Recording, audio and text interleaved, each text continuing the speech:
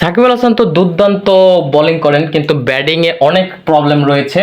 আমি আপনাদেরকে বুঝিয়ে বলছি, আমি হাতে কলমে আর কি আজকে চিন্তা করেছি যে আপনাদেরকে এই বিষয়টা বিশ্লেষণ করব। আপনারা দেখতে পাচ্ছেন এই হচ্ছে আমাদের গ্রাউন্ড, এবং যেটা হচ্ছে আমাদের এই উইকেট।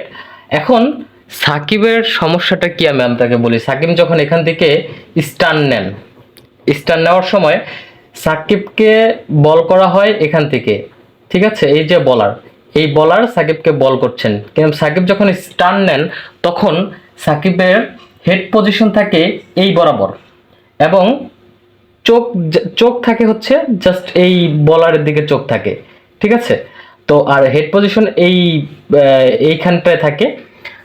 এখন এই যে সাকিব যখন ব্যাটিং করেন, ঠিক আমার মতো এইভাবে কিন্তু তাকিয়ে থাকে, ঠিক আছে? আমার মাথা একদিকে থাকে আর চোখ বলারের দিকে থাকে।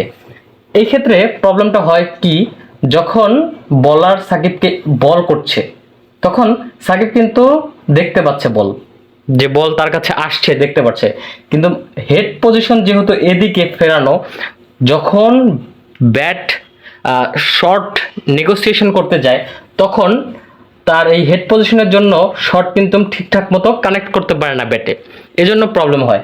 আপনি লক্ষ্য করবেন যে সাকিবকে যখন বলটা এই অফসাইড বরাবর দেওয়া হয়, অফসাইডে দেওয়ার সময় সাকিব কিন্তু ভালো নেগোশিয়েট করতে পারে। ঠিক এদিকে এই এই জোনটার মধ্যে এই সাকিবের এখন বর্তমান সময় স্ট্রং জোন হচ্ছে এইটা।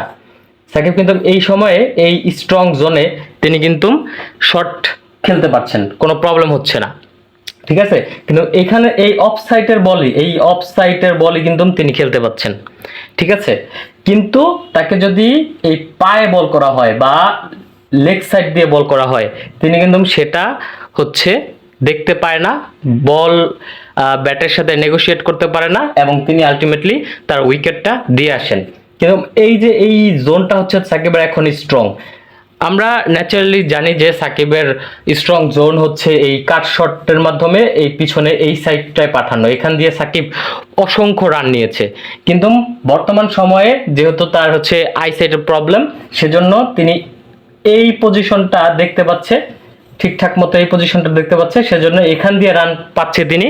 কিন্তু যখনই তাকে পায়ে বল করা হচ্ছে তখনই কিন্তু তিনি বলারের কাছে বিট হয়ে যাচ্ছেন। এটাই হচ্ছে সাকিবের মূল সমস্যা, এই লেগ সাইড দিয়ে বল করা এবং পায়ে বল করলে তিনি ঠিকঠাক মতো নেগোশিয়েট করতে পারে না। আমরা আশাবাদী যে সাকিবের এই সমস্যাটা সমাধান করতে হবে। অন্তত সাকিবের এই সমস্যা সমাধান করার জন্য অন্তত আপনার 6 মান্থ আপনার এটার পার্সোনাল ট্রেনিং লাগবে। এত সহজ প্রবলেম না, এটা অনেক বড় একটা প্রবলেম হয়েছে, আইসাইটের প্রবলেম হয়েছে, এবং আইসাইটের কারণে তার স্কিলে ঘাটতি দেখা দিয়েছে। তিনি মাথা ঠিকঠাক মতো রাখতে পারছেন না, এবং ব্যাট ব্যাট ব্যাট আরেকটা বিষয় ব্যাটও কিন্তু তিনি তার স্ট্যান্ডটা দেখবেন, ব্যাটও কিন্তু তিনি অন্য সাইডে রাখেন, ব্যাটের ইনিশিয়াল স্ট্যান্ডটা কিন্তু তার ঠিক নাই, ব্যাট কিন্তু তার এই সাইডে এসে পড়ে, ঠিক আছে? ব্যাট পিছনের দিকে চলে যায়, আগে কিন্তু ব্যাট সামনের দিকে থাকতো, এখন কিন্তু পিছনের দিকে ব্যাট রাখেন। সো আমরা হোপফুলি আশা করি যে খুব শীঘ্রই তিনি এটা দিয়ে ব্যাক করবেন। আমরা জানি যে সাকিব খুব স্ট্রং মেন্টালিটির প্লেয়ার, তিনি খুব তাড়াতাড়ি কামব্যাক করতে পারে।